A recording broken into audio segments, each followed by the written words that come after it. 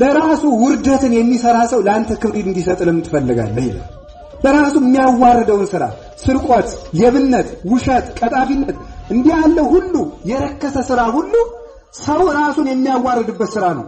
ለራሱ ክብር ያልሆነ ፍጥረት ለአንተ ይሆነኛል ብለህ ከተዋረደ አካል ክብር አትጠብቅ። ክቡር ከሆነው እግዚአብሔር ግን ክብር ብትፈልግ ከሰው የሚመጣልን ክብር ተው ብሎ ይነገራል። አሁን ለምንድን ነው ኦርቶዶክሳውያን ተፈሪዎች እኮ ነበርን፣ ግርማ ነበረን። ኦርቶዶክሳውያን ሊቃነ ጳጳሳት፣ ፓትርያርኩ፣ ካህናቱ፣ ዲያቆናቱ ብቻ አልነበረም። ምዕመናን ግርማ ነበራቸው። በእውነቱ ማለት ነው ግርማ ነበራቸው። አንዲት ሴት ነበረች መስከረም 21 ቀን የምትታሰብ ማለት ነው። ይቺ ሴት ምን አደረገች? ዮስቴና ትባላለች። አንድ የንጉሥ ልጅ ይወዳታል፣ ይመኛታል። ልዑል ነው። ቢላት እምቢ አለችው። ዳዊት ትደግማለች። በትህርምት የታወቀች ናት። ትጸልያለች። ኋላ ሄዶ ለአንድ ጠንቋይ አማከረ። በዘመኑ ስመጥር የነበረ ጠንቋይ ነው። እሱን አማከረና አንዲት ልጅ ወድጄ እምቢ አለችኝ፣ ምን ላድርግ ሲለው እኔ ባጋንንት በመስተፋቅር አመጣልሃለሁ አለ። ቢባል እሷ ዳዊቱን እየጸለየች አጋንንት ከሷ መቅረብ አልቻላቸዋል። አልሆነልንም ብለው አጋንንት ሲነግሩ ሰውየው ምን አለ? እንግዲህ ብዙ ገንዘብ ተቀብያለሁ፣ አታዋርዱኝ፣ ካልሆነ ክጃችሁ ክርስቲያን ነው መሆን አላቸው አጋንንቱ። ስለዚህ እሷን ማምጣት ካልተቻላችሁ እናንተ ባይሆን ለዕለቱ እሷን መስላችሁ ለልጁ ታዩልኝ አላቸው አጋንንቱ። አጋንንቱ መጥተው ያችን ዮስቴናን መስሎ ጋኔኑ ሴት መስሎ ቆመ። ኋላ ምንድነው ያደረገው? የንጉሱ ልጅ በምድር ሁሉ የከበርሽው ውቢቱ ዮስቴና መጣሽን ሲሏት ብሎ ሲጠራ በስሟ ተቃጥለው አጋንንቱ ጠፉ። ስሟን ፈርተውት ሳትኖር ማለት አንድ ምዕመን ነበረች እና መፈራት አንድ ክርስቲያን በቤተ ክርስቲያን ውስጥ ያለ ሰው ሶስት ነገር ያስፈልገዋል። መታፈር፣ መፈራት፣ መከበር ይገባዋል። ታየንም ደግሞ ማንፈራ መፈራታችን መደመጣችን ጠይቀን ጥያቄያችን የማንመለስ ከንቱ ጩኸት የሆነብን ለምንድን ነው ሲባል ስም ለመሰላችሁ አሁን ብንጠይቅ መብታችን ቢጠየቅ እንደ ጅልነት፣ ቤተክርስቲያን ጥያቄ ስታነሳ እንደ ጅልነት፣ እንደ ሞኝነት፣ እንደ የዋህነት፣ እንደ ስግብግብነት ቤተክርስቲያኒቱ በቃኝ እንደማትል እንደ አሳዳጅ እየተቆጠረች አለች። ለምንድን ነው ያ የሆነው ብላችሁ ስታስቡ በእግዚአብሔር ፊት የሚያስከብረንን ሥራ እየሰራን ስላልሆነ በሰው ፊት ብቻ ነው የምንደክመው። በእግዚአብሔር ፊት ለመጥበቅ አሁን ታውቃላችሁ እያንዳንዱ ምዕመን እንኳን ዝክሩ ተበልቶ ሲጨረስ ካህናቱ ቆመው የሚናገሩትን አንድ ዓመት ቃል እንደ መንግስተ ሰማይ ነው የሚጠብቀው። እግዚአብሔር ይስጥልን እንደዚህ ያለም የለ በጣም እንደዚህ እንዲባል ነው የሚፈልገው። በእግዚአብሔር ፊት መክበራችን አንፈልገው። ያ ስለሆነ በሰው ፊት አማን ብለክሙ ነሱስ የቶም እውነት እላችኋለሁ ዋጋቸውን ተቀበሉ ይላል። አባቶቻችን ተከሰው ሄደው አቡነ ሐራ ድንግል በአፄ ሱስንዮስ አቡነ ተከሰው ካቶሊክን አልቀበልም ብለው ገዳማቸው ከተቀመጡበት የሱስንዮስን መንግስት አልቀበልም ያለ መነኩሴ ያለ ከዋሻ ተብሎ ተከሰው ንጉሱ ሳት ጎርሶ ናበሉት ያን መነኩሴ ያላቸው ሲሄዱ ንጉሱ ምን ነው ሲባል እንዲጸልዩልኝ ነው ብሎ ነው የሰደዳቸው።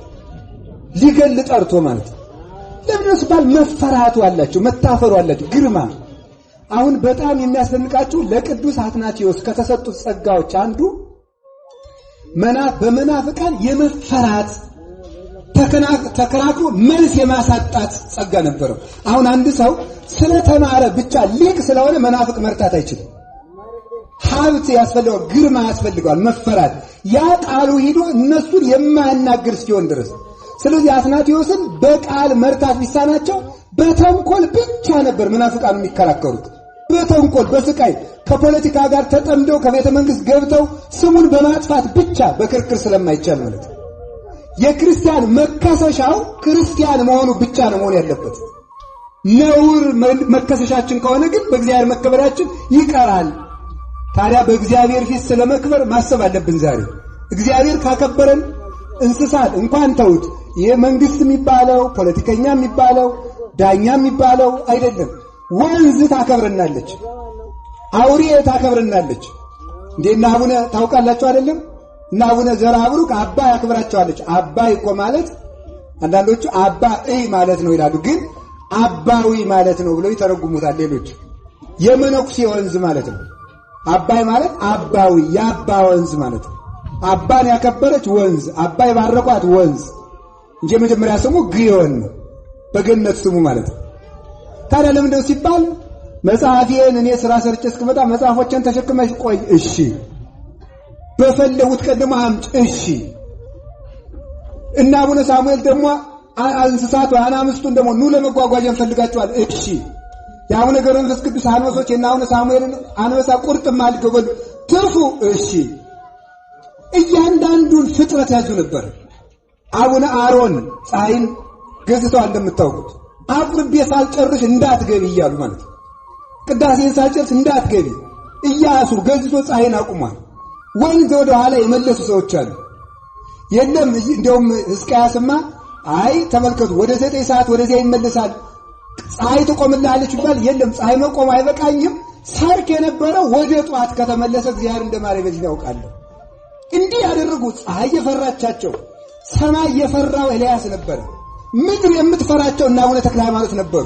40 ቀን ሰብከውት ያልሰማውን ጠንቋይ ስላልሰማይ ምናል ፍታ ሊተግዚኦ ተበቀል በቀሌ ብሎ ምድርን ቢባርካት መሬት አቡነ ተክለ ሃይማኖት አገልግላ ውጣ ነበር።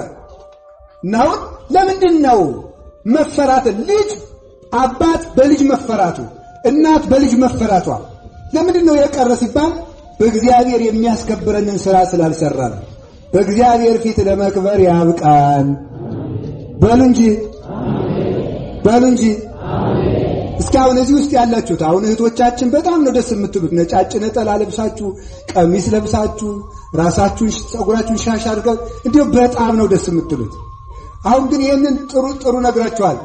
አሁን ይሄንን ለቤተ ክርስቲያን ብላችሁ ብታደርጉት ግን እያንዳንዱ ነገር ይሄን የለበሳችሁ ግን ከሰው ፊት እንዴት ብዬ ቆማለሁ ብላችሁ ከእግዚአብሔር ፊት ግን እንዴት ብዬ ቆማለሁ ብላችሁ አስባችሁ ታውቃላችሁ? ደግሞ አንድ ነገር ልንገራችሁ። ከኛ ጋር ሞት በቀጠሮ የሚሰራ ፕሮጀክት አይደለም። ዛሬ እሞታለሁ እየተባለ ነው የሚኖረው። ዛሬ እሞታለሁ። ዛሬ ኃጢአት ለመስራት ህሊናችን ወስኖ በጨረሰ ጊዜ ይሄን ሰርቼ እንደጨረስኩ ብሞት መግቢያ የት ነው ማለት ይገባል።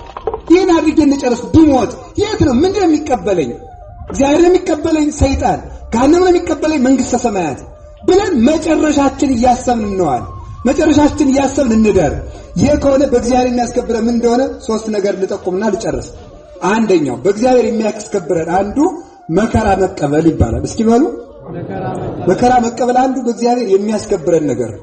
በእግዚአብሔር የሚያስከብረን ነገር መከራ መቀበል።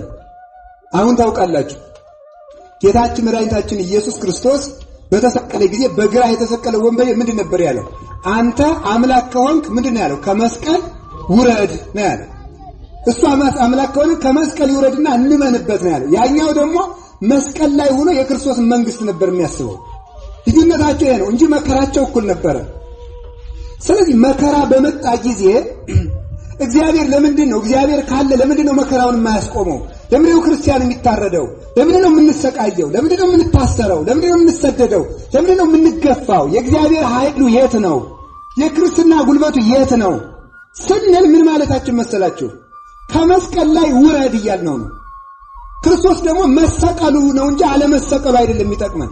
ቤተክርስቲያን ደግሞ ከክርስቶስ ጋር ልትሰቀል የተመሰረተች ስለሆነ መከራ እንዲቀር መጸለይ ክርስቶስን አትሰቀል ብሎ ከመስቀል ውረድ ብሎ እንደተናገረው በግራ እንደተሰቀለ ወንበዴ ነው። ክርስቶስ ክብሩ የተገለጠው በምንድን ነው? በመከራ ነው።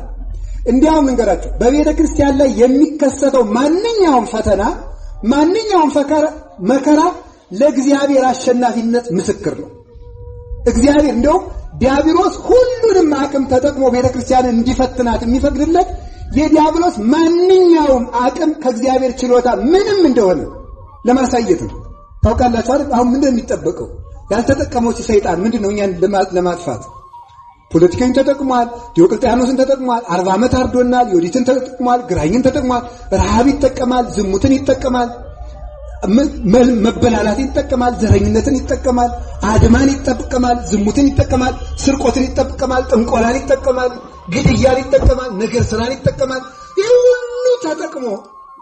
ሁሉ ተጠቅሞ ቤተ ክርስቲያን ግን መጥፋት አለመቻሏ የዲያብሎስ ኃይል ከእግዚአብሔር ምንም እንደሆነ ለማሳየት ነው። ይሄን ለማሳየት ነው። አንድ ግን ልንገራችሁ፣ እግዚአብሔርማ መኖር እኮ ለሁሉም ነገር ማብቂያ መኖሩ ምልክት ነው። እግዚአብሔር ቆይ ልንገራችሁ እግዚአብሔር ሰው ቢሞት የሚወድ ሰው ቢጠፋ የሚወድ ሐሰኞ ለማክሰኞ አመሮሃ ረቡዕ ማሙስ ሰዓርብ እረ ቅዳሜ ሰዑድ ዲያብሎስ ሰው ቢጠፋ የሚወድ መቼ ነው? እስኪ ንገሩ። ከሰኞ ከማክሰኞ ከረቡዕ ከሐሙስ ከዓርብ ዲያብሎስ ሰው እንዲጠፋ የሚፈልግ መቼ ነው? ዓርብ ነው። 6 ቀን ሰይጣን ጡረታ ወጣችሁ ነው የምትሰነብቱ ማለት ነው። ሰይጣን ሰው እንዲጠፋ የሚችል መቼ ነው ብትል ሁልጊዜ እስቲ ሁልጊዜ በሉ እንጂ 10 ዓመት 5 ዓመት 20 ዓመት 30 ዓመት 40 ዓመት 50 ዓመት ሁልጊዜ ሰው እንዲጠፋ ይፈልጋል። ተመልከቱ አሁን ልብ ብላችሁ ሰይጣን ሁልጊዜ ሰው እንዲጠፋ የሚፈልግ ከሆነ ለምንድን ነው ቤተ 10 ዓመት የምናርፈው? ለምን 20 ዓመት እናርፋለን? ዮዲት ሙጣ ጥቂት አርፈናል እኮ እስከ ግራይ ድረስ ግራይ ሙቶ ደግሞ ጥቂት አርፈናል። ደግሞ ጥቂት እያረፈ ሰይጣን እውነት አዝኖልን የሚያሳርፈን? ክፉ ሰዎችስ ማብቂያ የሰጣቸው ማን ነው? ዲያብሎስ አይደለም፣ እግዚአብሔር ስላለ ነው። እግዚአብሔር የመኖሩ ምልክት ለሁሉም ክፉ ሰዎች ፍትህ አግኝተዋል። ሄሮድስ እንደዚህ ሰጥቶ ነው የሞተው። ዲዮቅልጥያኖስ የገዛ ስጋውን እየበጨቀ እየበላ ነው የሞተው። ክርስቲያኖች የሚያሰቃይ አንድ ንጉስ እንደውም ደግሞ ምንድነው የሆነው? የፋርስ ንጉስ ማርቆስ ካልጋው ስር አስሮ የፋርሱ ንጉስ እሱን እየተረገጠ ወደ አልጋው ይወጣ ነበር። እንደዚህ ድረስ ዋጋ የተከፈላቸው ሰዎች አሉ። ክፉ ሰዎች ፍትህ ያገኙት እግዚአብሔር ስላለ ነው። በመሃል ማረፍ የምንችለውም እግዚአብሔር ስላለ ነው። እንደገና ደግሞ እግዚአብሔር ቤተክርስቲያንን ትርፍ የሚሰጣት አንዱ በመከራ ነው። ቅዱስ ቄርሎስ ንስጥሮሳውያን ስለ ንስጥሮሳውያን ሲናገር ምን አለ መሰላችሁ? በክርክር አይሆንላችሁም፣ በሃይማኖት አይሆንላችሁም፣ በጉባኤም አውግዘናችኋል። አሁን ደግሞ በዚህ ስለማታሸንፉት በመከራ ትመጣላችሁ። ምን አላቸው? ከዚያ ግድ የለም በዚህም ቢሆን የምታተርፈው ቤተክርስቲያን ናት አለ። እስኪ በሉ ግድ የለም በሉ። በዚህም ቢሆን የምታተርፈው ማን ናት? ቤተክርስቲያን።